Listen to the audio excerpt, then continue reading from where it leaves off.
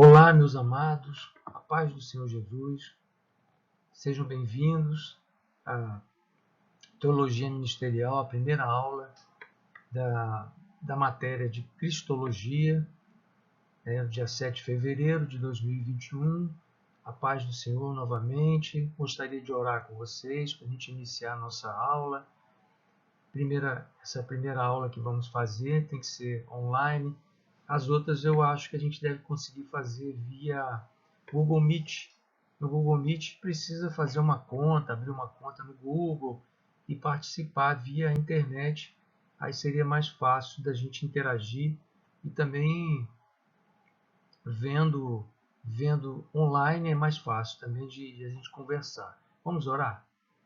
Senhor Deus e Pai, nós te louvamos, ó Deus, te louvamos, ó Pai, por esta oportunidade, rica oportunidade de aprender um pouco mais sobre Jesus, aprender um pouco mais sobre a importância dele na terra, por que o Senhor trouxe Jesus aqui, o propósito que o Senhor teve, Senhor Deus, na nação de Israel, com o mundo, Senhor Deus, propósito de salvar as nações, Senhor Deus, que haja entendimento de todos, que haja esclarecimento, que não seja, Senhor Deus, nenhuma palavra retorcida, que seja tudo para a honra e glória do Teu santo nome.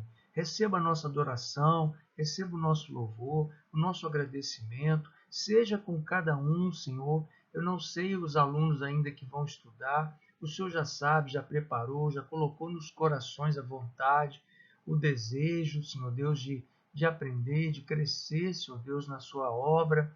Ó Pai, seja com cada um, seja, Senhor Deus, com a escola CETEC também, Senhor Deus, com os dirigentes da escola CETEC, com a presbítera Maria Cristina, que está à frente desse projeto aí, aqui na IPV da Vila Rica. Senhor Deus e Pai, toma tudo em tuas mãos, seja o Senhor, Espírito Santo de Deus, usa-me, Senhor Deus, como instrumento teu. E assim nós oramos nesta manhã, pelo poderoso nome do Senhor Jesus Cristo, aquele que reina, está conosco, nos livra de todo mal, nosso advogado, nosso intercessor. Amém. Amém. Meus amados, sejam muito bem-vindos. Eu sou o presbítero Amaury Mendes, estarei à frente dessa matéria de Cristologia e já deixo aí o primeiro slide dizendo para vocês aí, tem o meu nome, tem o meu e-mail, tem o meu telefone. Meu e-mail só tem ali um underline, tá? Entre o Amaury e o Mendes tem um underline, que é aquela barrinha, aquela teclinha de baixo, assim, tracinho de baixo. É ali Amaury Mendes. O livro que nós vamos trabalhar, eu deixei aí também, tem aí Manual de Teologia Sistemática. Se você não tem, procure comprar, porque a IPV usa esse manual aí, esse manual para essa matéria de Cristologia e outras matérias também. Você vai precisar dela no decorrer do curso, né, de ministerial. Viu? Então, sem mais delongas, né, o tempo é curto aqui, eu vou passar esses slides para você, dando algumas informações e terminando aqui esses slides, no final eu explico novamente. Mas eu vou passar para vocês um questionário, mesmo que você não tenha esse manual, através desses slides aqui, será possível você responder o questionário. Vou mandar pelo grupo, por PDF, será possível você responder o questionário baseado nessas lâminas que eu vou enviar aqui, vou passar para vocês, e você vai conseguir responder esse questionário. À medida que você responder e me devolver, você tem, preste atenção, hoje é domingo, você tem até a sexta-feira da semana, ou seja, domingo, você tem segunda, terça, quarta, quinta e sexta-feira. Você tem 5 dias, perdão, para me devolver esse questionário respondido, porque assim eu sei que você respondeu e assistiu, e assim eu vou te dar presença na sala de aula. Perfeito? Perdão. Amém, gente? E a aula sendo assim, dessa forma, infelizmente a gente não pode ainda estar juntos, né?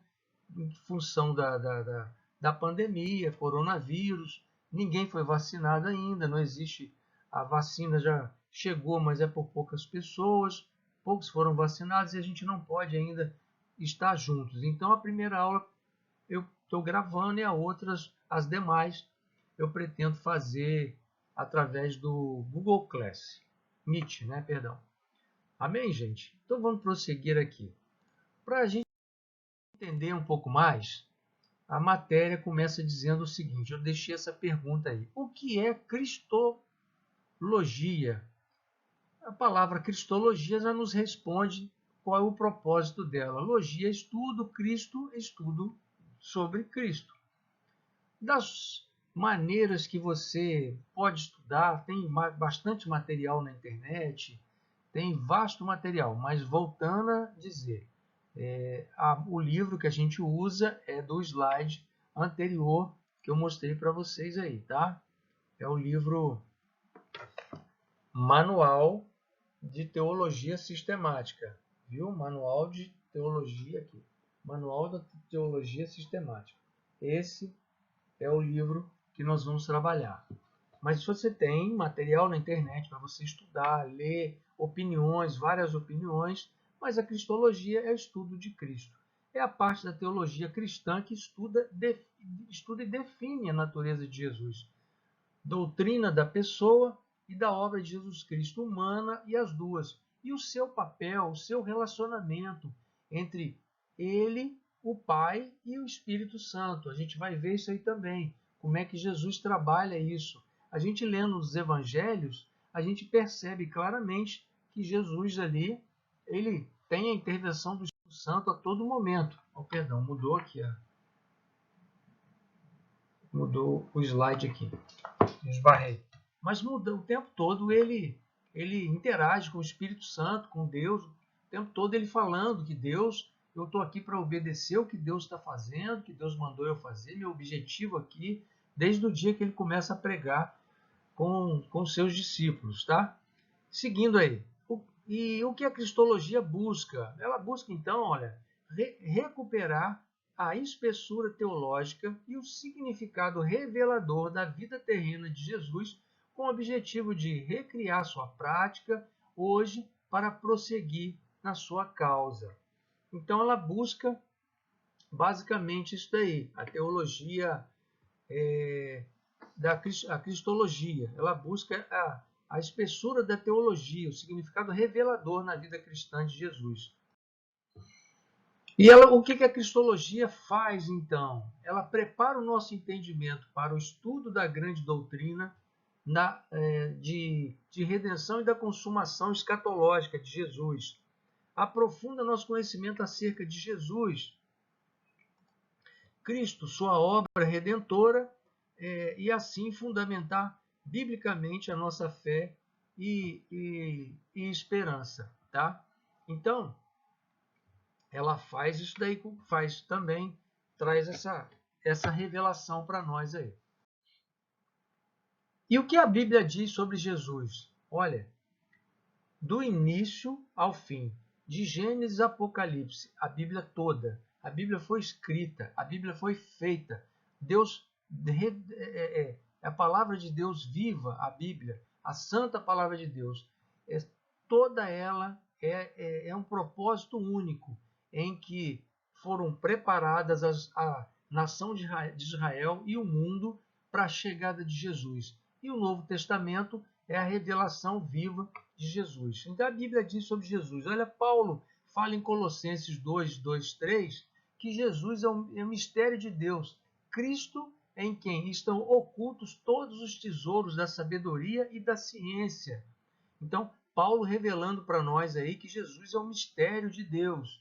E também ele fala em Colossenses 1, 27, olha, que que Jesus é conhecer as riquezas da glória deste mistério, a saber, Cristo em vós, a esperança da glória. Perfeito? Amém ou não amém? Agora a parte que eu mais gosto é essa daí, olha. O que a Bíblia diz da pessoa de Jesus? Isso não tem nesse manual, não. Eu acrescentei por minha conta aí. Eu vou até pegar o óculos aqui para a gente ler alguns versículos na Bíblia.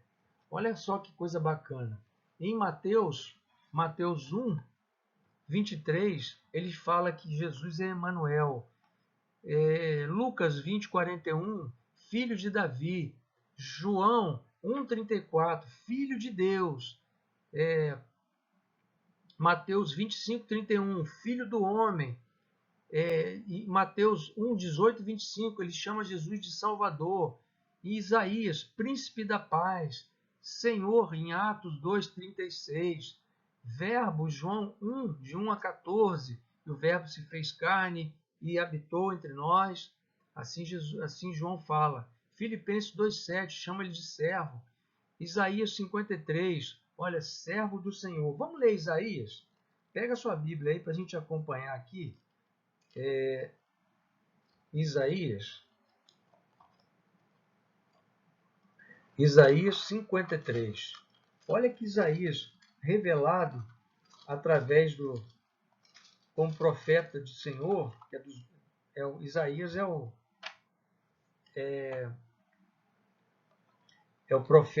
profetas maiores. Olha Isaías 53. Olha o que Isaías fala aqui de Jesus. Olha, quem creu na nossa pregação? Isaías 53, capítulo 1.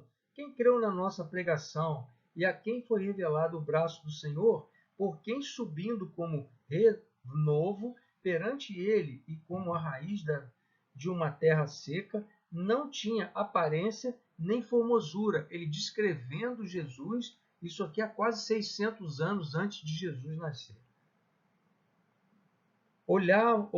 Olhámo-lo, mas nenhuma beleza havia em nós, havia que nos agradasse. Verso 3. Ele, desprezado e mais rejeitado entre os homens, homens de dores, e que soube o que é padecer, e como um de quem os homens escondem o rosto, era desprezado e dele não fizemos caso. Olha o verso 4 agora. Certamente, ele tomou sobre si as nossas enfermidades e as nossas dores levou sobre si, e nós o reputávamos por aflito, ferido de Deus e oprimido. Verso 5. Mas ele foi transpassado pelas nossas transgressões, imbuído pelas nossas iniquidades. O castigo que nos traz a paz estava sobre ele, e pelas suas pisaduras fomos sarados. Todos nós andávamos desgarrados como ovelhas, como um se desviava pelo caminho, mas o Senhor fez cair sobre ele a iniquidade de nós todos. Ele veio na terra para nos livrar de todo mal. Tomou sobre si as nossas dores, pegou o pecado, comprou o nosso pecado e levou sobre si. Esse é o objetivo da gente estar estudando Cristologia. E aí nós temos aí mais alguns outros textos aí, né, que a gente pode aqui também fazer uma leitura rápida. Olha, em Hebreus, olha, sumo sacerdote,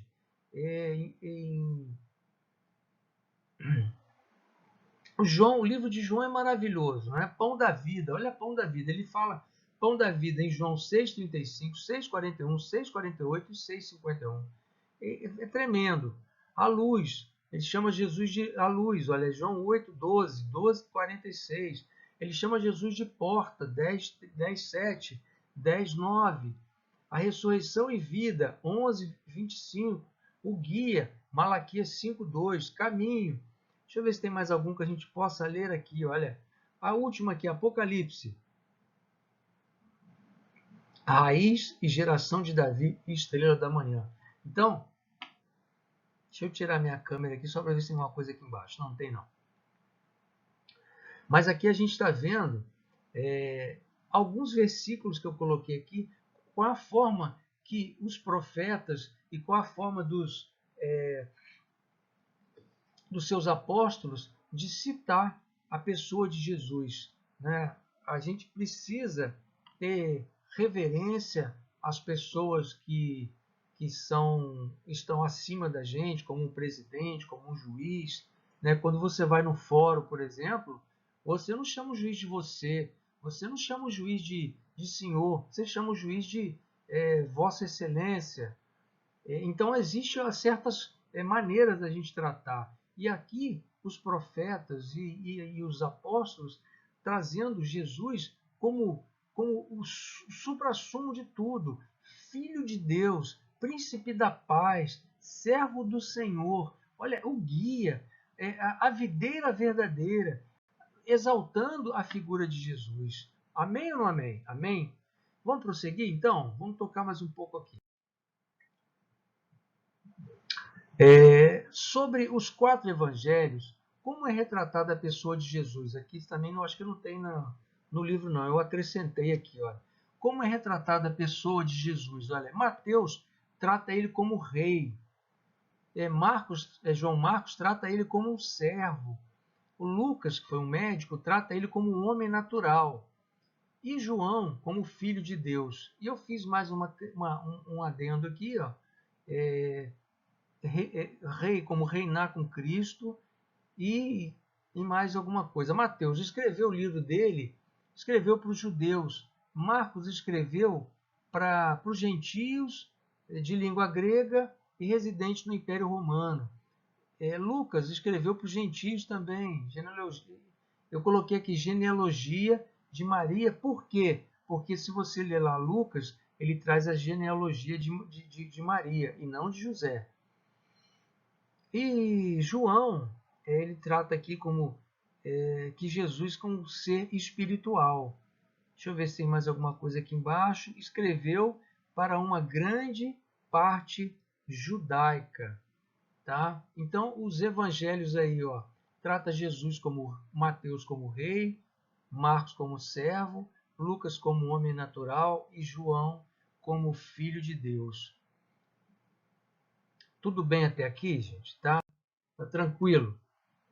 Beleza. Então, vamos prosseguir. Para a cristologia, houve a necessidade da preparação por parte de Deus, a preparação para a chegada de Jesus. Para essa preparação, estou dividindo em 2 tópicos aí, ó. Preparação primeiro do mundo para a vinda de Cristo. Como é que Deus preparou o mundo primeiro para Cristo? Primeiro, houve todo um planejamento. Como é que ia fazer? A gente lê a Bíblia, a gente sabe hoje como é que Deus escolheu uma virgem para receber Jesus, uma virgem para receber Jesus, e assim houve aquela preparação. E toda a família, aqui eu creio que todo mundo já passou por isso, quando a gente vai receber uma criança, vai estar esperando uma criança e vai nascer um filho, tem toda aquela preparação, né? Que a gente compra roupa e hoje tem bastante coisa, né? Hoje a gente tem enxoval, não? Como é que é?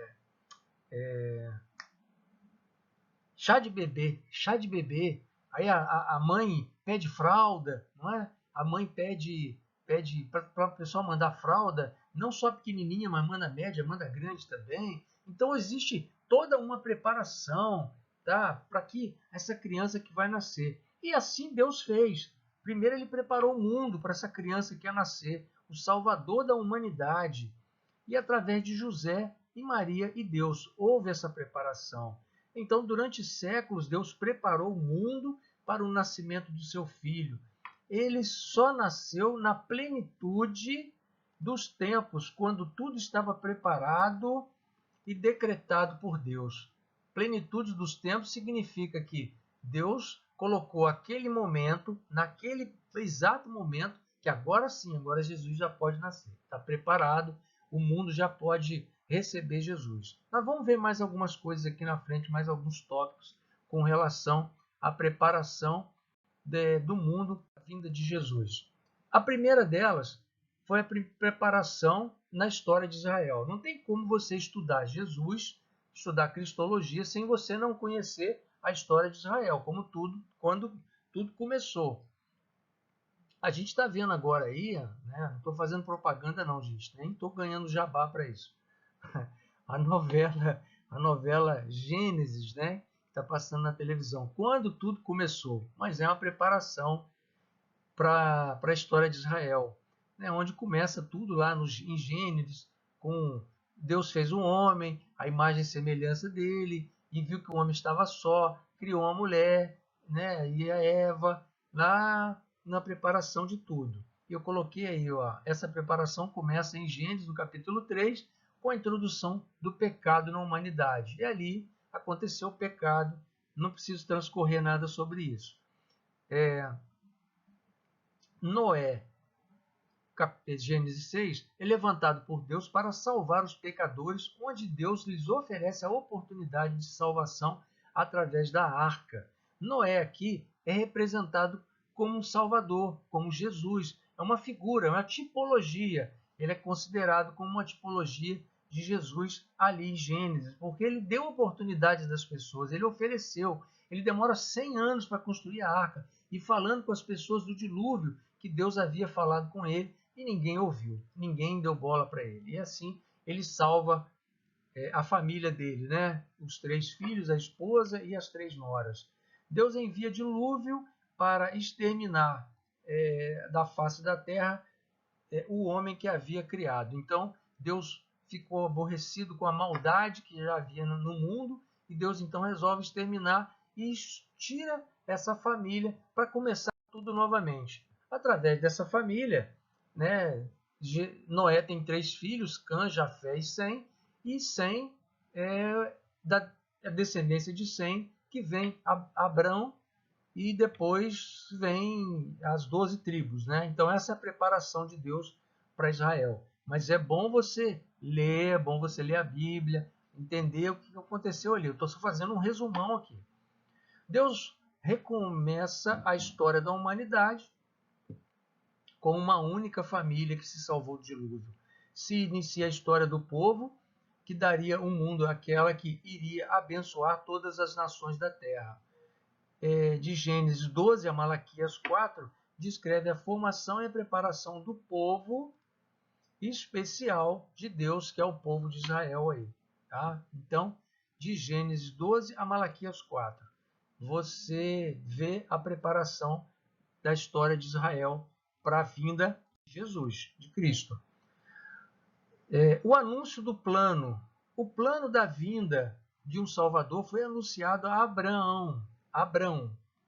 E todas as famílias da terra serão abençoadas por meio de ti. Gênesis 12.3b, parte B. O plano é lembrado ao longo da história. Deus deixou claro que a intenção com Abrão e sua descendência era por meio deles abençoar todas as nações. E a gente lê lá em Gênesis que Abrão duvidou de Deus, falou, mas eu tenho quase 90 anos, eu já tenho mais de 90 anos, a minha esposa tem quase 90 anos, como é que ela vai ter filhos? Eu não vejo lógica nisso, mas as coisas de Deus a gente não tem lógica, as coisas de Deus a gente não tem explicação. É Deus e acabou, ele é soberano, ele que faz, está tudo nas suas mãos. Cabe a gente aceitar, orar e agradecer, em nome de Jesus. E em Gênesis 17:5, eu acrescentei aí que Deus então troca o nome de Abrão para Abraão, e assim faz com ele uma aliança, né? E essa aliança era a circuncisão dos homens. A partir no nascimento da criança, ele fazia então a circuncisão que todo israelita teria que ser descendente de Abraão, teria que ser circuncidado. O segundo aí, instrução do povo. Primeiro foi instrução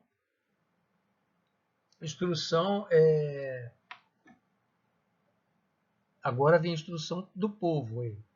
Na preparação de Israel para a vinda do Messias, Deus ensinou 3 grandes verdades ao povo, e para isso fez uso de 3 grandes meios. Então, 3 verdades através de 3 grandes meios. A gente vai ver aí. Ó. A primeira verdade, a majestade, a unidade, a onipresença e a santidade de Deus. Primeiro, Deus colocou que ele é a majestade, que ele é a unidade, que ele é a onipresença, e ele é santo. Isso é importante colocar na cabeça do povo, para que eles entendessem quem é que manda, quem é que está no controle de todas as coisas. E para que o povo não ficasse adorando falsos deuses, tá? Então Deus é um Deus único. A segunda verdade, a perversidade do homem, através do pecado, da impotência moral, para tornar qualquer iniciativa no tocante à própria salvação. O homem sozinho não conseguia se salvar.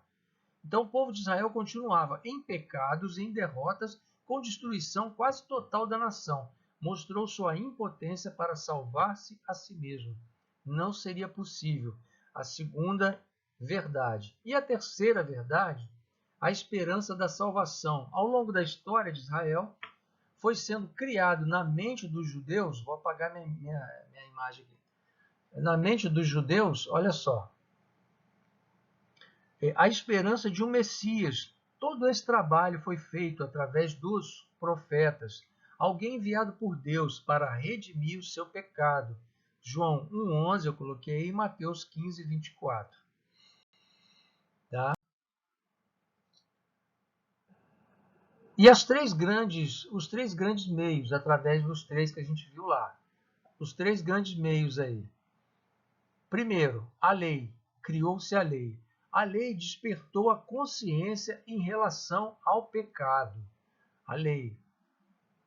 Quando Moisés retira o povo do Egito, traz o povo a caminhar no Egito, Deus instituiu a Moisés para ele criar leis para o povo.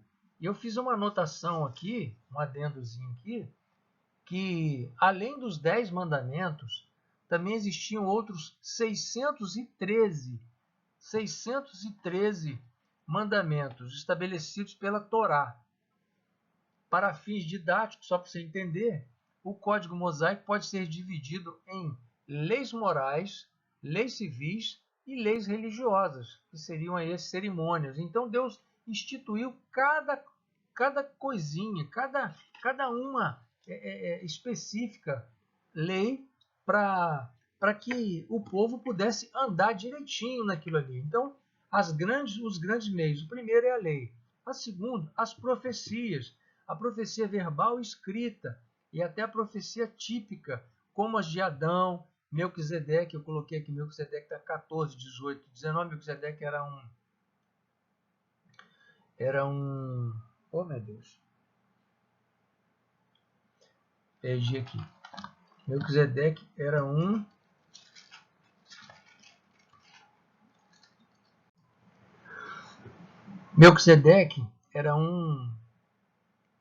sacerdote. Moisés, Davi e Jonas. E Gênesis 3,15, olha só, essa aí é a passagem perfeita lá de Gênesis. Ó. Deus começou a falar da vinda do seu filho. Ó, e este ferirá a cabeça e tu ferirás o calcanhar. Satanás o faria sofrer.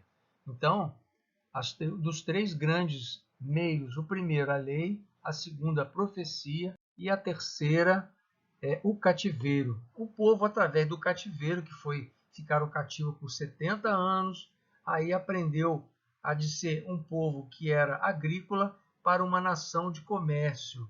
Desta maneira, Deus ia preparando os seus mensageiros que levariam o seu evangelho a toda parte. Jesus e os apóstolos consideravam todo o Antigo Testamento como uma preparação ou predição para a vinda de Jesus. Se Jesus e os apóstolos consideravam todo o Antigo Testamento como uma preparação para a vinda, quem sou eu para discutir? Quem sou eu para argumentar alguma coisa? Mas existem gente aí, tem bastante gente aí que argumenta que não é bem assim.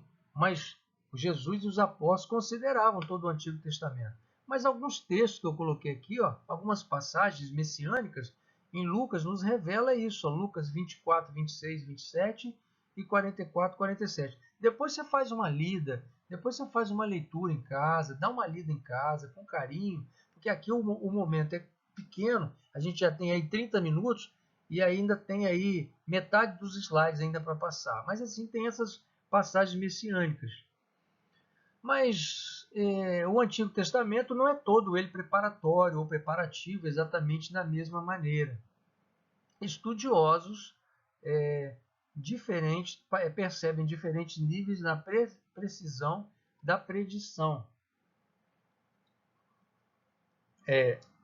Então, predição é o ato de você predizer alguma coisa. Então, eles acham que o Antigo Testamento não estava predizendo a vinda de Jesus claramente, tá? Então, é mais ou menos por aí esse estudo. Então, aí a gente tem aí letra A. O Antigo Testamento como messiânico, por extensão, que nenhum homem conseguiu cumprir tudo aquilo que diz a lei até a chegada de Cristo.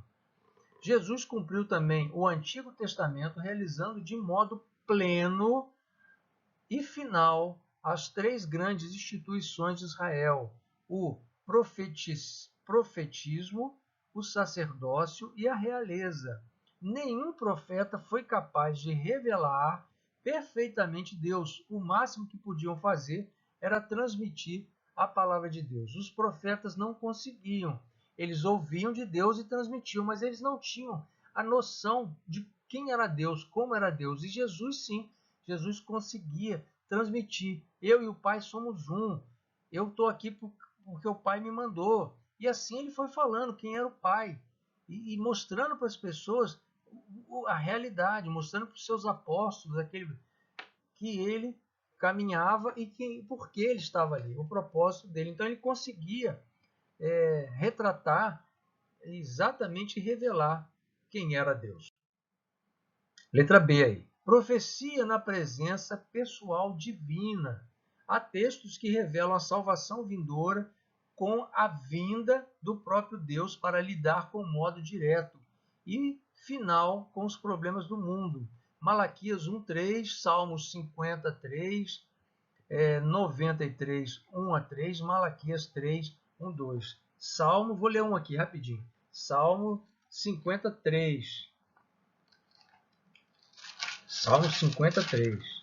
Diz assim, ó, Salmo 53. Vem o nosso Deus e não guarda silêncio, perante ele, o salmista dizendo, perante ele arde o fogo devorador, e o seu redor esbraveja grande tormenta. Então, Deus na presença vinha direto para falar com o povo. E profecia direta são os textos tradicionais normalmente usados nas grandes oratórias de Natal, Gênesis 3:15, 12, 1-13, 49:10 e Isaías 53 foi aquele que a gente leu lá também. E muitos outros.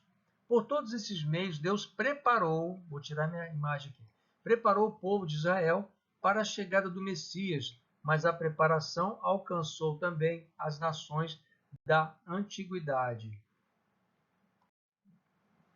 Então agora a gente vai ver a preparação entre as nações.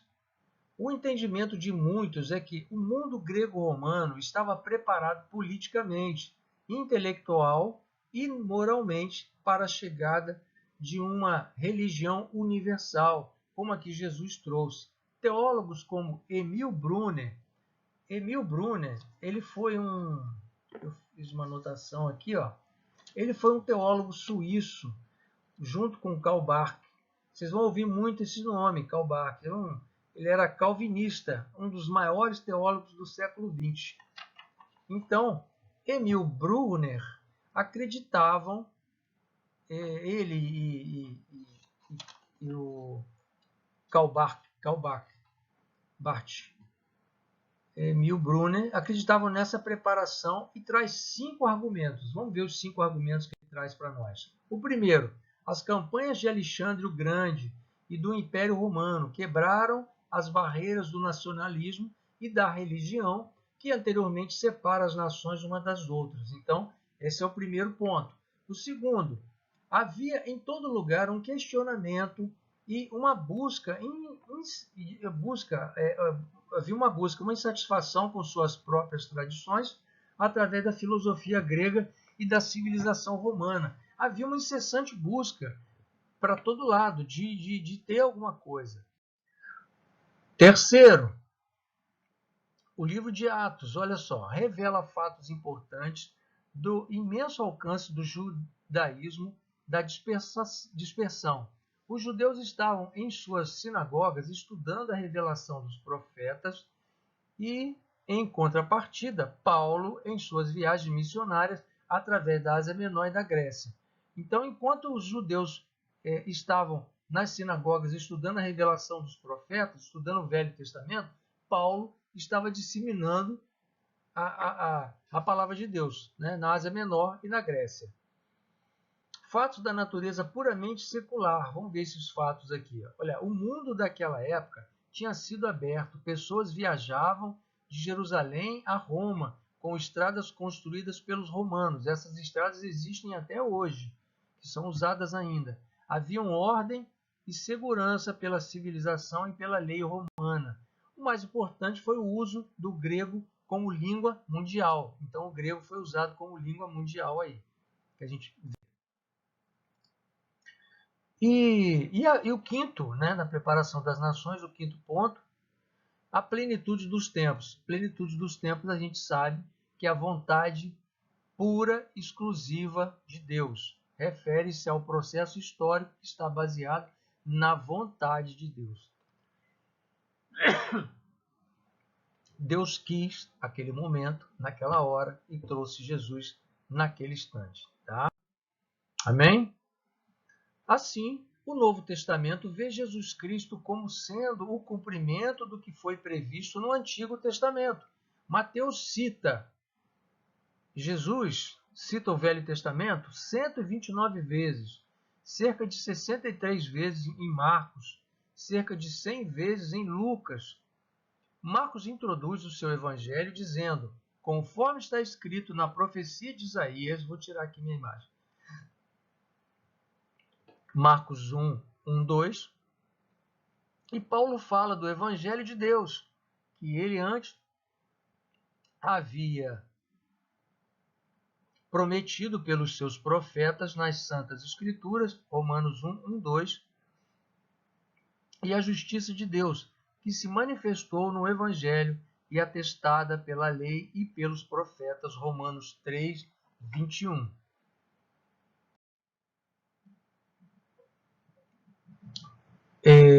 Então, voltar minha imagem aqui. Então, terminamos aqui essa primeira aula, que, recapitulando algumas coisas que eu falei lá no início para vocês, deixei um texto aí de Pedro, né, 4:10, que é para a gente servir uns aos outros, cada um conforme o dom que recebeu, como bons dispenseiros na multiforme graça de Deus. Perfeito?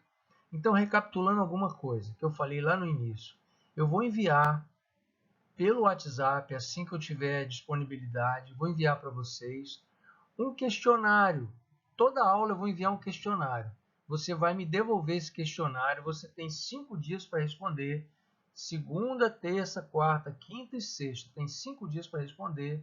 Questionário de múltipla escolha.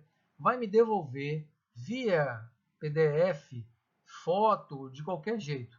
Você vai me devolver para que eu veja que você viu o slide, que você respondeu, eu vou corrigir, e assim vou te dar presença na sala onde você assistiu. Assim vai ser nas outras também. Mas aí, a gente fazendo online, fica mais fácil de eu ver quem está assistindo ou não. Tá? Essa daí eu teria que fazer dessa forma aí, a primeira aula. Tá? Vou encerrando por aqui, mais uma vez agradecendo pela oportunidade, agradecendo que vocês sejam bem-vindos, que vocês gerem expectativas, adquiram o livro. Mais uma vez eu vou mostrar para você o livro aqui, que é esse manual. Deixa eu ver aqui, a luz está atrapalhando aqui. Esse manual, tá? Ó, Manual de Teologia Sistemática, tá? Tem que adquirir esse manual, porque as outras aulas, outras matérias vão ser em cima disso aqui. A IPV usa esse manual. Tem material na internet, Amaury? Tem material na internet, mas a IPV usa esse. Tá? Leiam os versículos que estão citados aqui, que eu citei, e respondo o questionário que eu vou enviar, tá? A partir do instante que a presbítera Maria Cristina conseguir fazer lá o grupo e colocar todo mundo no grupo, eu envio para vocês, tá bom? Olha, um bom domingo, Deus abençoe vocês, Deus continue guardando, protegendo, motivando para vocês estudarem, para que vocês possam alcançar outras pessoas também, viu? Da forma que eu fui alcançado. Muito obrigado pela sua paciência, obrigado Deus, obrigado Senhor Jesus, obrigado Senhor Espírito Santo. Sejam abençoados em nome do Senhor Jesus Cristo. Amém. Deus abençoe vocês.